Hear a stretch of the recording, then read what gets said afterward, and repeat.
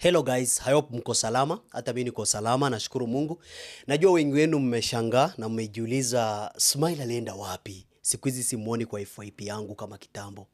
Yeah, sure. Nilipotea kidogo kwa social media kwa sababu ya mambo kadhaa. Zingine mnazijua na zingine hamjui.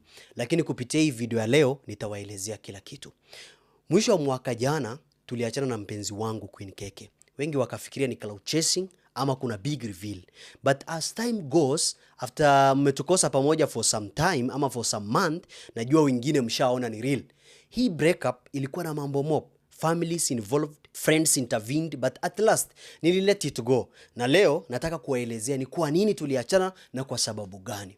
Najua some of you muona video ya ex wangu akisema nilimcheat na ex watatu, mara sistangu alimtusi, mara equipment zote ni zake. Akatafuta attention kwa njia tofauti but akaona imeshindikana cause people are not buying our stories. Na mimi pia nilinyamaza kwa sababu story yetu ilikuwa police case.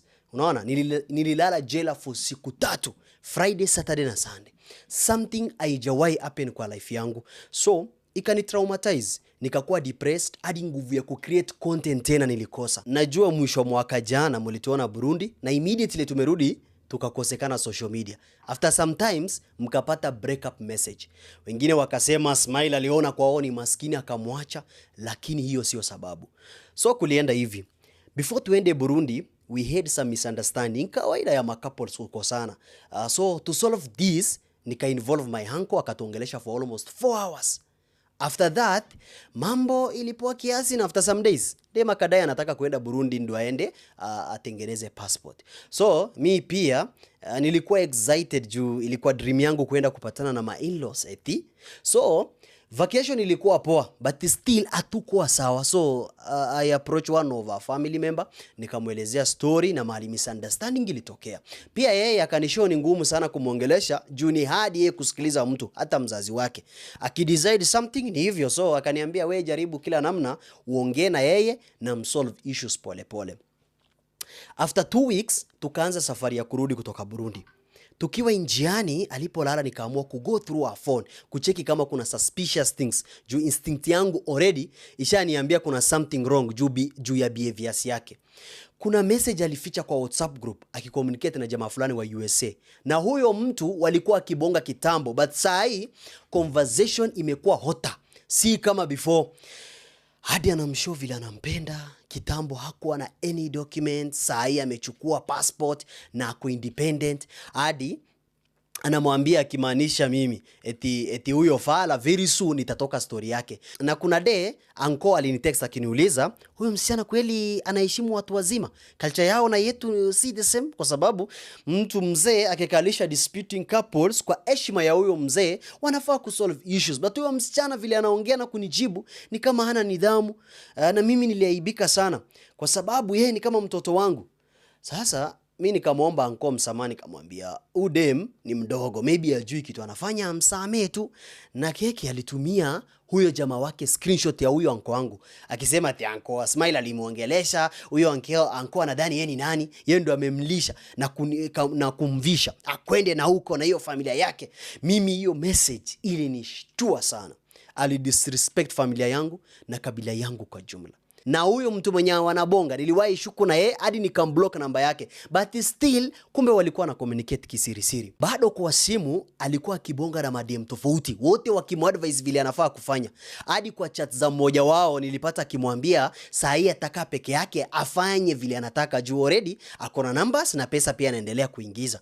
Kama mnakumbuka, kuna time tulikosana na Obina kuhusu story fulani. Kumbe dem alikuwa anataka Obina na Obina hayuko hiyo story kabisa. Alishow huyu rafiki wake ati atajiforce kwa Obina kwa sababu kwa haki kuna connection, atapata pesa na madeals kadhaa za kampuni. Hadi anamshow rafiki yake Kenya alitaka kutoka Smile ni fame pekee, so aende ajitafutie pesa mingi kivyake juu ashajua kila kitu na kujanjaruka.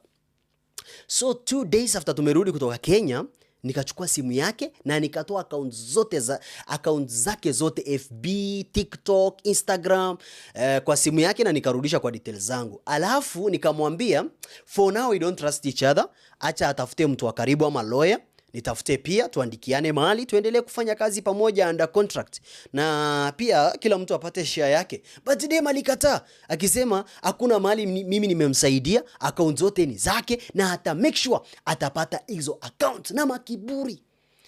Pamoja na rafiki yake wakaenda kuripoti kesi kwa polisi, akaandikisha statement akisema nilimuibia account, cyberbullying, threatening.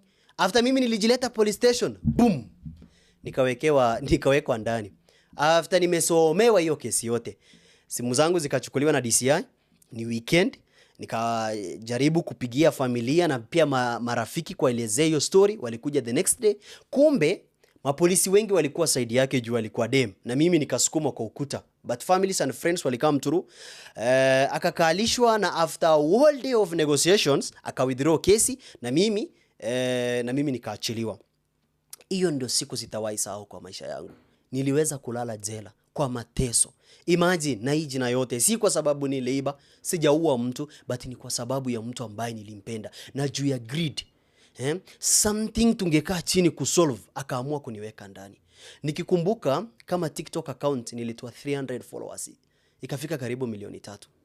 Facebook kutoka 1k followers hadi karibu 1 million. IG hata hakuwa na followers, mimi nikagangana nazo almost kufika 300k. Kujenga hii brand, sikuandikishana na yeye mahali, sikumlipisha kwa sababu alikuwa mpenzi wangu. After hiyo kesi aka-apologize akisema ni marafiki walimforce kufanya hivyo, haikuwa mipango yake kunifanya nilale jela. Hata mimi nikamwomba msamaha kwa maneno yenye nilimwambia, tukarudiana kama marafiki. Then tukapeana break hadi mambo yetu ikiwe sawa. A week later walienda road trip na rafiki yake. Hapo ndo sasa maneno imetokelezea. Vile tumeongea kwa simu aliniambia ni beshte yake amempeleka out huko Kitui. Mimi nikakubali kishungo upande, though instinct yangu inaniambia kuna something. Kumbe walipelekwa road trip na senator fulani, sitaki kumtaja juu ya security. Saa 5 ya usiku nikapata ameni video call. Kuchukua call, ako uchi ya mnyama, ametense. Akanishow akilia, nataka kuuawa, tafadhali kuja uniokoe. Mimi hey! To cut long story short, pamoja na friends wangu tukaripoti incident, alafu tukaelekea kumsaidia. Kufika beshte yake akatushow atufai kuinvolve polisi juu huyo msee ni mtu wa gavana, baadaye atamfuata. Nikakuwa confused. Later on saa 10 ya asubuhi sisi tulirudi nyumbani after maskari walitushow huyo mtu hakuna kitu tutamfanyia. Baadaye ndio tukajua kumbe mheshimiwa walienda kwake na yeye wakafanya something, na akamwambia angetaka mavijana wake 4 wamkule simu tu.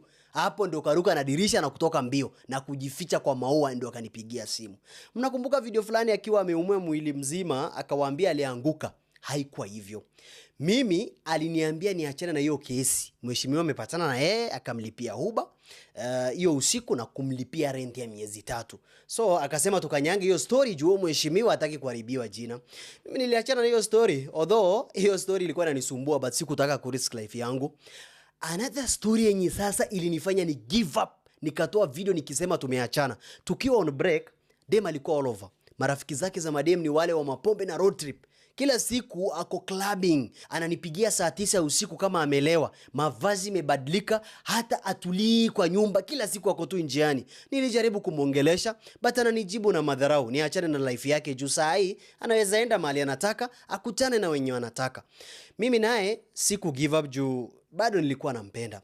But the more namchase, the more anaenda mbali na mimi. So one day, just by mistake, TikTok yake ilifunguka kwa simu yangu. Hey bro, kenye nilipatana nao nguvu iliisha kabisa. DM za wanaume zilikuwa kibao. Wengine wamepatana na wengine wako kwa process. Na mostly ni wale wa majuu na some celebrities. DM moja yenye ilinifanya ni give up kabisa ilikuwa ya Willy Paul. Alimtext wakachat, jamaa naye akamuitisha kuonana na yeye, wakamit kwake nyumbani kwa dem, and the rest are history. Siku expect hiyo. Yani alikubali kila kitu faster, na mimi nika screenshot na nikauliza keke. Dem naye ana jam akisema mbona nataka kujua sababu nilipatana na yeye, eti alimpeleka tu date. Hapo ndipo niliamua nikasema hii imeenda. Kama imefika mkono ya msanii, the day itarudi kwangu already ni scraps, na hiyo damages sitaweza kucompensate. Na sio hiyo pekee, nilipatana na mengi. Yani within a month dem amezurura kuingia, amepatana na wengi. Sikutaka soul ties ama ugonjwa. Mimi nikajitoa kiroho safi. Nakumbuka 2 years ago nikiishi huko side za Thika. Alikuwa anaishi Isili akifanya kazi ya kinyozi. Siku anakuja kwangu kushoot nikiangalia mkono yake vile imeganda kama mwanaume anafanya mjengo 24/7. Naenda kando kila siku nikilia. Namwambia hivi, hii mateso unapitia siku moja itaisha. Mkono yake ikuwe soft kama dem, avae vizuri, akule vizuri na ishi maisha mazuri. Kumbe nguruwe hata umuoshe aje atarudi tu kwa matope. Nakumbuka kila siku alikuwa akiniambia vile boss wake alikuwa anamtaka kimapenzi. Anamtesa. Sikuwa na uwezo lakini nikamtoa pale, nikamtafutia kazi fulani yenye ana promote marashi kama sales lady hapo BBS Mall. After hapo nikafocus na brand yake hadi nikajisahau juu ya mapenzi. Nikamtoa Isili, nyumba analipa 3,000 kwa mwezi, nikamkodeshia one bedroom hapo Ruiru. After that juu Kenya vizuri aka-insist tuishi pamoja. Na after that my life changed completely. Nika-cut off marafiki wangu wote juu yake. Stories za madem pia nikaanza kuachana nazo. After nilidecide kusettle na yeye, nikafanya proposal mbele ya watu wetu na mafamilia kuprove vile nampenda. Since the proposal sijawahi katia msichana ama kukuwa na mahusiano yote. Juu hata relationship yetu ilikuwa public by the way. Baada ya story ya jela, life yangu haikuwa the same. Alikam back again, akachukua vitu zangu zote za nyumba zenye tumenunua pamoja na staff zingine hadi akapeana kwa marafiki zake wa Burundi. Mimi nilibaki tu na equipment zangu. Ilibidi nianze from zero. A good friend of mine akani host, akanilipia therapy na nikaanza kurecover pole pole kwa sababu kama boy child hakuna mtu anakuelewa. Hata ningetokelezea kwa social media wengi wangeside na yeye vile ilifanyika mbeleni na mimi ni baki bure. So juu kesi bado ilikuwa fresh kwa polisi, mimi sikutokelezea kuongea anything. Watu wa media pia waliweza kunitafuta kusikiliza the side of my story, but nikakataa juu emotionally sikuwa sawa. Within 5 months nilijikaza kurudi social media pole pole. Juu mimi ni first born, kuna watu kama 3 na wasomesha high school, na bado second born wetu nimempeleka campus huu mwaka. Nikajikakamua pole pole kama mwanaume, nikachukua savings, nikaongeza some equipments ndio nirudi fully kwa content creation hasa YouTube. Siku moja nikapata email yangu imekuwa logged out na YouTube yangu ya over 100k subs imechukuliwa. Baadaye nikagundua kumbe ni X ashabadilisha jina na akadelete video zote. Nikapigia DCI mwenye alikuwa na kesi yetu huko mbeleni. Vile alimpigia kumuuliza, dem akasema hataki yeye afaidike na mimi nifaidike, ndio maana alidestroy. Kwa hivyo nisha report, nimechukua OB na nimeandikisha statement kuhusu hii kesi. Bado inaendelea, sitaki kuongelelea sana, nitawa-update. Thanks for your support na concern, na immediately nikipata my YouTube back nitawapea story yote. Bye bye.